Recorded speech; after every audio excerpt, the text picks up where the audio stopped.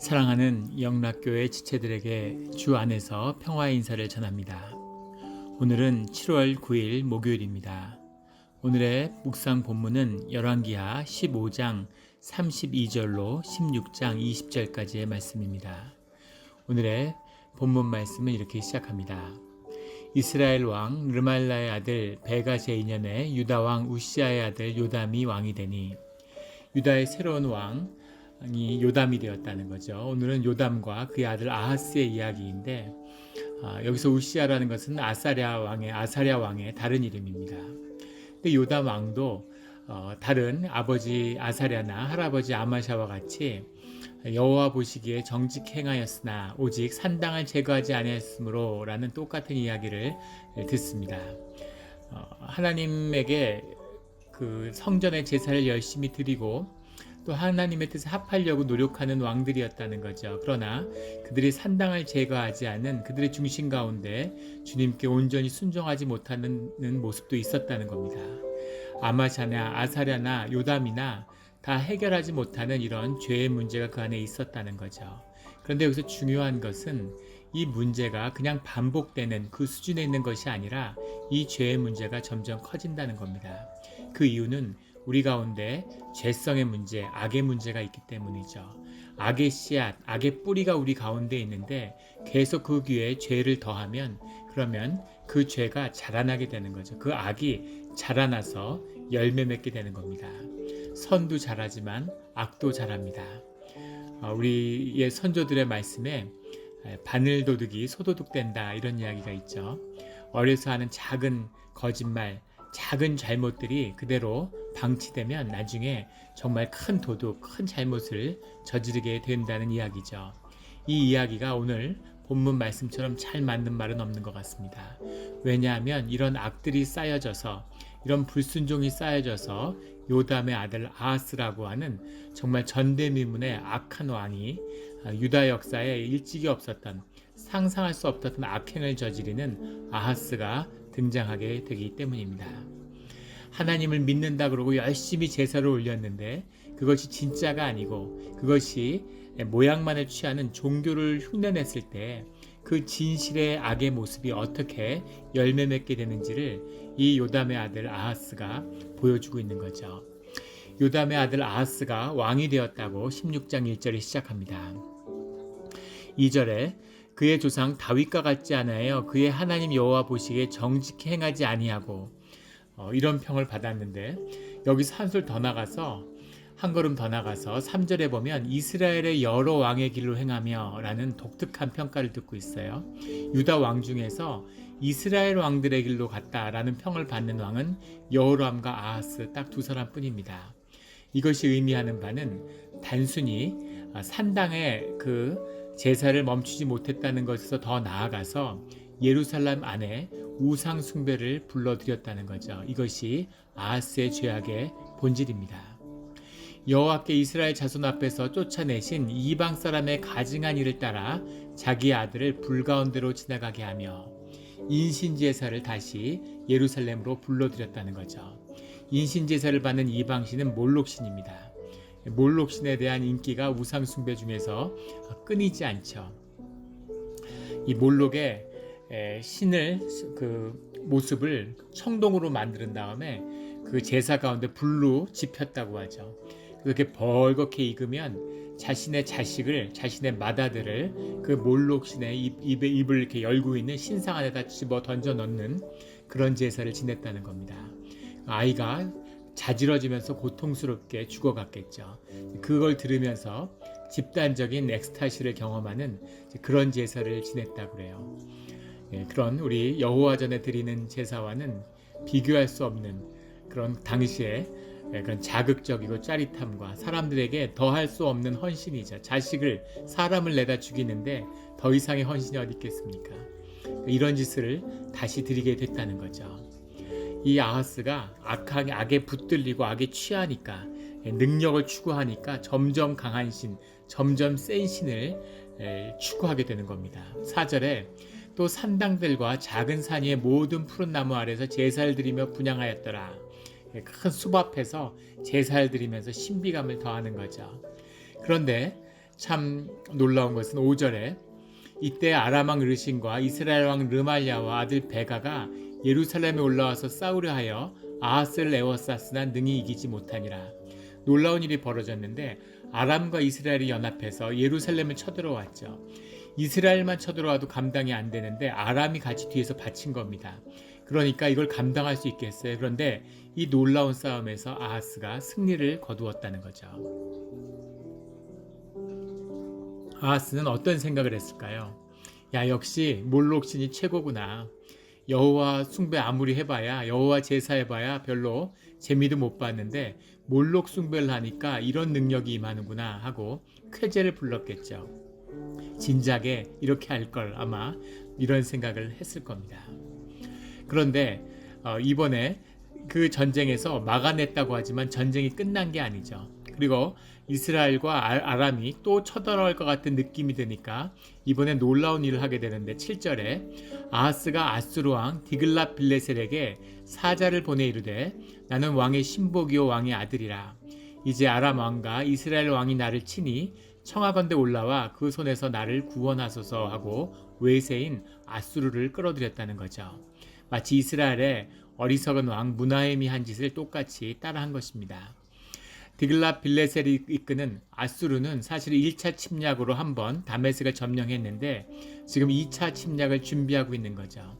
역사적 기록을 보면 이 무나헤미나 1차 침입이나 아하스가 요구한 2차 침입은 사실은 이 왕들을 이스라엘 왕이나 유다 왕과 아무 상관없이 아람을 제거하기 위한 아수르의 준비된 정복 전쟁이었다는 사실을 아수르의 역사 기록에 남아 있습니다. 참으로 어리석죠. 그런데 거기다 식량을 대고 거기다가 황금을 보내는 이런 짓을 했다는 겁니다. 민족끼리 분열하고 유다가 이스라엘과 싸우기 위해서 아수르의 침략을 도왔다는 거죠. 정말 어처구니 없는 악하고 어리석은 일이 아닐 수 없습니다. 이사야 선지자는 이 당시 이사야 선지자가 있었죠.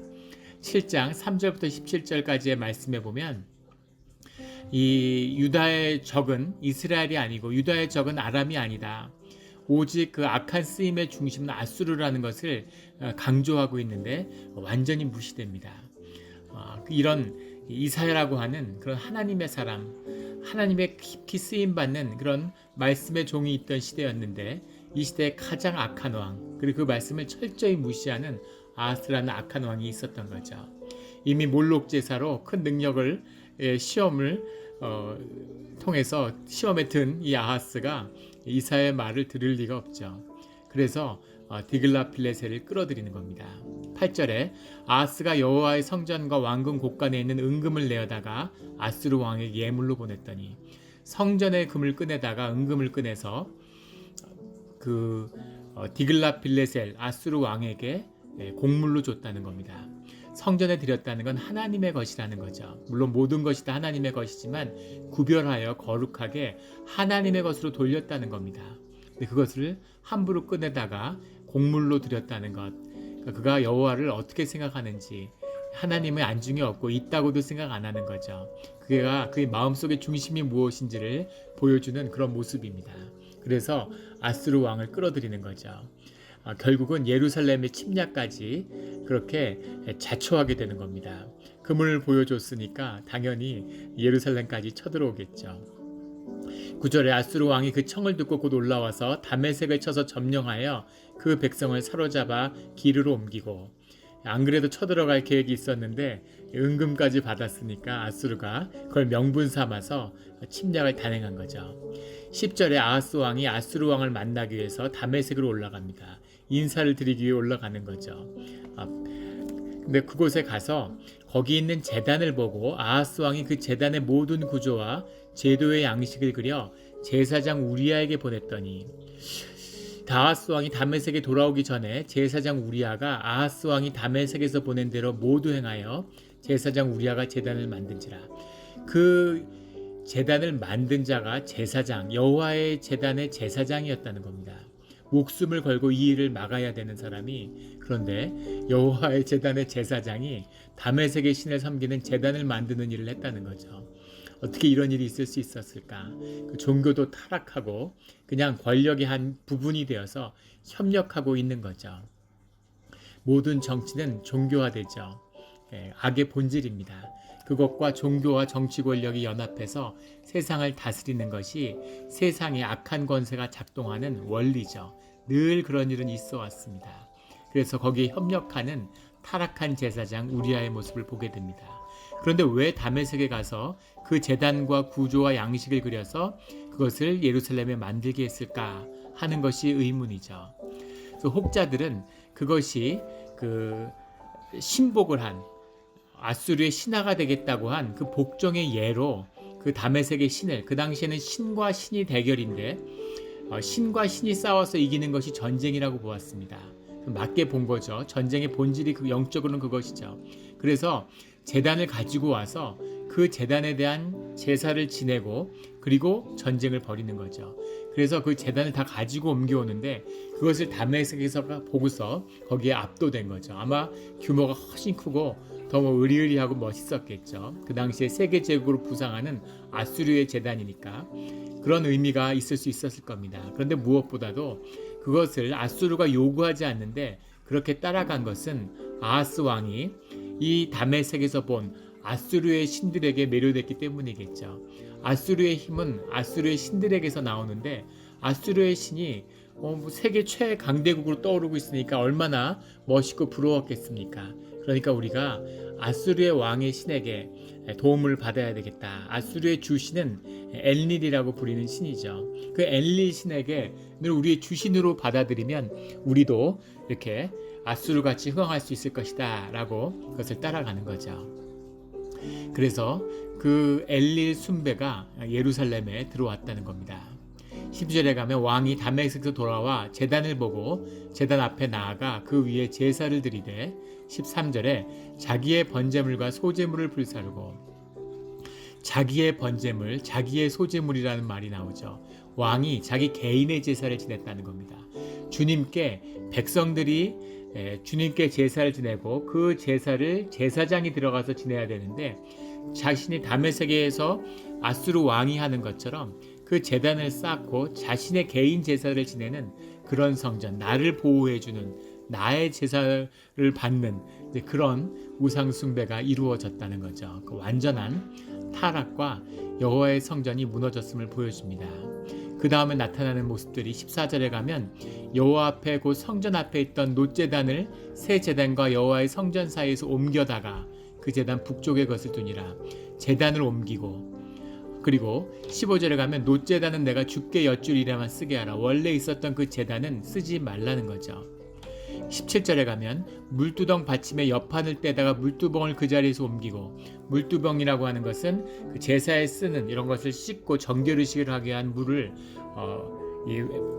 이 바다 놋바다 옆에 10개를 세운 우리가 열왕기 상에서 한번 나눈 적이 있었죠.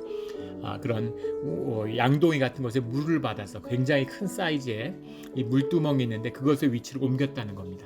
또 놋바다는 더 큰 양동이죠. 물을 제사를 씻는 그런 물인데 자신의 제사장이 씻는 물이죠.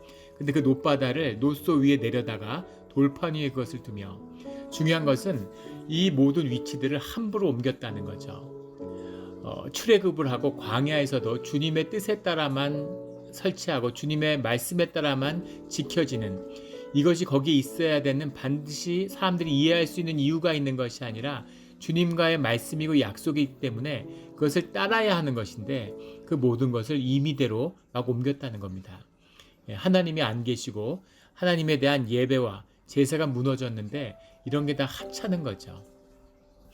주님에게 진정한 마음이 들여져서 하나님께 진정한 예배를 드리면 성전에 의자 하나도 무슨 마이크 하나도 너무너무 귀한 것이죠. 하나님 앞에 쓰고 하나님께 나아가는 것이니까. 하나님을 믿지 않고 하나님이 다 거짓이라고 생각한다면 그 모든 것이 아무 의미가 없는 거죠. 그러니까 가져다가 마음대로 쓰는 거죠. 그러니까 그런 일들이 벌어졌다는 겁니다. 완전하게 성전이 무너져 내리는 모습을 보여주는 거죠. 아스왕의 말년에 가면 아예 제사와 분향을 중단했다는 것이 역대하 29장에 가면 나옵니다. 우상 숭배를 끊지 못해서 하는 게 아니라 그것을 조장하고 거기에 적극적으로 들어가 거기에 영합했다는 것이죠. 18절에 또 안식일에 쓰기 위하여 성전에 건축한 낭실과 왕이 밖에서 들어가는 낭실, 두 개 다 낭식이라고 해석했는데 앞에 있는 낭실은 메사크라는 말이죠. 덮다라는, 성전에 쓰이는 물건을 보관하는 방들이 성전 벽에 잇대어 만들어져 있는 그 방들이죠. 그리고 왕이 밖에서 들어가는 낭실이라는 것은 왕이 들어갈 때 쓰는 입구입니다. 마보라는 말인데, 그것들을 아수르 왕을 두려워하여 여호와의 성전에 옮겨 세웠더라. 그것을 옮기고 폐쇄했다는 거죠. 그러니까 여호와를 향한 제사를 드리지 않았다는 겁니다. 그런데 재밌는 것은 그것이 하찮게 여겨서 하지 않은 그런 것이 아니라 그 안에는 아수르 왕을 두려워하는 마음이 있었다는 겁니다. 왜 아수르 왕을 두려워했을까? 이것 때문에 하나님도 두려워하지 않으면서 아수르 왕을 두려워하는 거죠. 그의 힘을 두려워하는 이 아하스의 악한 모습을 보게 됩니다. 이 아하스의 치세라는 건 정말로 비참한 것이었죠. 처음에 아람과 예루살렘을 한 번 이김으로 아주 호기롭게 시작하고 우상 숭배의 길을 열었는데 결국은 그의 치세 가운데 이스라엘 베가한테 한번 크게 패하죠. 완전한 패배를 경험하고 아람에게 패배하고 역대하 28장에 보면 그런 기록들이 다 나와 있습니다. 에돔에게 패하고 블레셋에게 패하고, 그 주변에 있는 나라들에게 돌아가면서 다 패하는 거죠. 그리고 다윗 이래에 가지고 있었던 블레셋에게서 빼앗았던 모든 땅을 블레셋에게 빼앗기는 때가 이 아하스의 때입니다. 이 모든 동네 북이 돼서 모든 나라에게 두드려 맞는 그런 유다가 됐죠. 완전히 존폐의 기로에 나라가 몰리는 그 아들 히스기야에 가서는 예루살렘과 유다가 완전히 망하느냐 절멸되느냐 마느냐는 그런 위기의 순간에 몰리게 됩니다. 그것도 아수르에 의해서, 아수르의 3차 침입이죠. 이것이 아하스 왕 시대의 모습입니다. 악을 따르고 악에게 자기를 내어줬을 때 잠시 흥황하는 듯한 모습을 보입니다. 그런데 악이 무엇을 위해서 그 흥황함을 주겠어요? 그 끝은 정말 비참한 것이죠. 히틀러의 죽음, 그런 것입니다. 비참한 죽음, 잠시 흥황하는 것 같지만 전에 한 아이돌 스타가 예전에 오래됐죠. 1집 앨범을 내고 큰 인기를 누렸는데 2집 앨범을 내기 전날 자살하는 사건이 한국에 있었죠. 그 유서를 남겨놓고 자살했는데 그 안에는 두려움이 가득한 겁니다. 10대에 아무것도 없는 그런 청소년이 큰 인기 스타가 돼서 사랑과 부와 이런 걸 다 누린 거죠. 그런데 이 청년의 마음에는, 이 소년의 마음에는 그게 자기 게 아닌 걸 아는 겁니다. 그러니까 점점 더 자신에게 주어진 그 부와 명예에 묶이게 되는 거죠. 그것을 잃을까봐 두려움을, 자기 것이 아닌데 자신이 가지고 있으니까 그 두려움 속에 떠는 거죠. 이것이 마귀의 축복입니다. 로또 같은 게 마귀가 쓰는 축복의 전형이죠. 하나님의 방식은, 하나님은 열매를 주시는 게 아니라 씨앗을 주시는 거죠. 그래서 그 씨앗을 뿌리고 땀과 눈물로 그 씨앗을 키워서 뿌리를 내리고 나무를 맺으면 30배, 60배, 100배의 열매를 자자손손이 누리게 되는 겁니다. 그것이 내 것이 되어서 내가 누릴 수 있는, 내 삶에 뿌리 내리는 나의 축복이 되는 것이죠. 이것이 주의 축복입니다. 그런데 사람들은 씨앗을 받기보다는, 생명의 씨앗을 받기보다는 세상의 열매를, 물질의 열매를 손에 쥐고 싶은 거죠. 그래서 물질의, 부의 노예가 되는 것입니다. 죄의 종로로 타며 살게 되는 것이죠. 그 끝은 패망이고 그 끝은 멸망이라는 것을 아하스는 잘 보여주고 있습니다. 이 아하스, 바늘도둑이 소도둑이 되는 역사를 보여주는 이 아하스의 길, 이 길을 끊어버리고 오직 그것이 광야의 길일지라도, 그것이 십자가의 길일지라도 주님을 향해 나아가는 우리 모두가 되기를 예수 그리스도의 이름으로 축원합니다. 아멘.